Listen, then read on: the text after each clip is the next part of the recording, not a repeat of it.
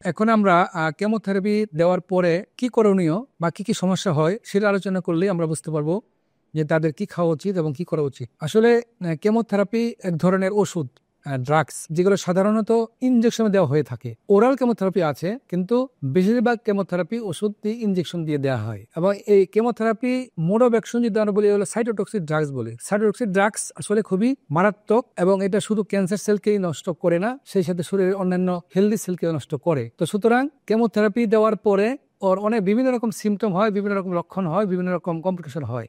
এবং এই complication depend করবে একটা মানুষের বয়সের উপর এবং তার স্বাস্থ্যের উপযুক্ততার উপর। আমরা বলি পারফরমেন্স স্ট্যাটাস। যদি একজন রোগীর পারফরমেন্স স্ট্যাটাস ভালো থাকে, যদি সুস্থ সবল শরীরে কেমোথেরাপি দেওয়া হয়, তাহলে সে অনেক সময় ভালো টলারেট করতে পারে। আবার যদি একটা বয়স্ক লোককে কেমোথেরাপি দেওয়া হয়, তাহলে বেশি ভালো টলারেট করতে পারে না।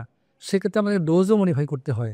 তারপর ওভারঅল আবার দেখা গেল যে কেউ কেমোথেরাপি দেওয়ার পরে অনেক সাফার করে, অনেক দুর্বল হয়ে যায় জটিলতার মাধ্যমে, কমপ্লিকেশনের জন্য। কিন্তু অনেকে এক দুই সামান্য কিছু সিমটম হয়, যেমন একটু বমি বমি ভাব হয়, একটু মাথা ব্যথা করে বা একটু মাথা ঘুরায় বা একটু শরীর ব্যথা ইত্যাদি। বাট তারপরও আমরা বিভিন্ন রকম সিমটমগুলো আলোচনা করব। কেমোথেরাপি দেওয়ার পরে সাধারণত কিছু কিছু আছে যে ইমিডিয়েট কমপ্লিকেশনস। যেমন আমরা এমনও দেখেছি, যদি কেমোথেরাপি যদি সঠিকভাবে আমরা প্রস্তুতি নিয়ে না দিই, যদি প্রিমেডিকেশন না দিই, তাহলে কেমোথেরাপি 1 মিনিট চলার পরে একটা রোগী শকে চলে যেতে পারে। যেমন ডোসিট্যাক্সিল একটা ওষুধ, এটা যদি আমরা প্রিকশনে না দিই, পেশেন্টটা শকে গিয়ে মারাও যেতে পারে, সাথে সাথে কার্ডিয়াক অ্যারেস্টে মারা যেতে পারে। বাট সবসময় সবার কিন্তু এটা হয় না।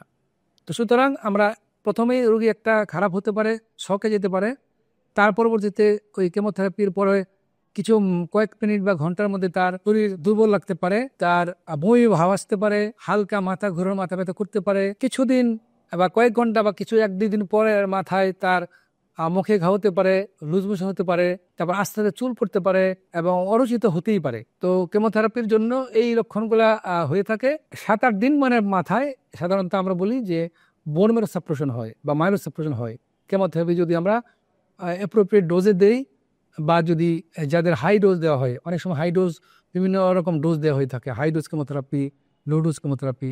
যদি হাই ডোজে দেই তখন 7-8 দিন মাইলো সাপ্রেশন হয়, তখন তাদের জ্বর আসতে পারে, বমি হতে পারে, মুখে ঘা হতে পারে, মাইলোসাপ্রেশন হওয়ার কারণে তার ব্লিডিং হতে পারে, তার ইনফেকশন হতে পারে, ইউরিনারি ট্র্যাক্ট ইনফেকশন হতে পারে, লাং ইনফেকশন, নিউমোনিয়া হতে পারে, দাঁত ইনফেকশন হতে পারে, সমস্ত ধরনের ইনফেকশন হতে পারে, ভাইরাল ইনফেকশন হতে পারে, ফাঙ্গাল ইনফেকশন হতে পারে।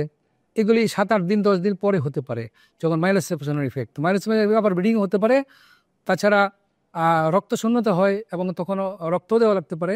সবচেয়ে বেশি যে ইম্পর্টেন্ট, এটা আমরা খেয়াল করা উচিত যে ইমিডিয়েট সাইড ইফেক্টস আমরা বলেছি। এখন 7 দিন থেকে 10 দিনের মাথায় যেগুলো হয়, যেমন চুল পড়া শুরু হয় এবং তাদের ইনফেকশন ইজ ভেরি ইম্পর্টেন্ট, যেটাকে বলে ফেব্রাইল নিউট্রোপেনিয়া। ফেব্রাইল নিউট্রোপেনিয়ার সময় এই বিভিন্ন রকম জ্বর, ডায়রিয়া, বমি এবং শরীরের যে কোনো জায়গায় ইনফেকশন হতে পারে। এবং কেমোথেরাপি দেওয়ার পরে আমাদের একটু সতর্ক থাকতে হবে।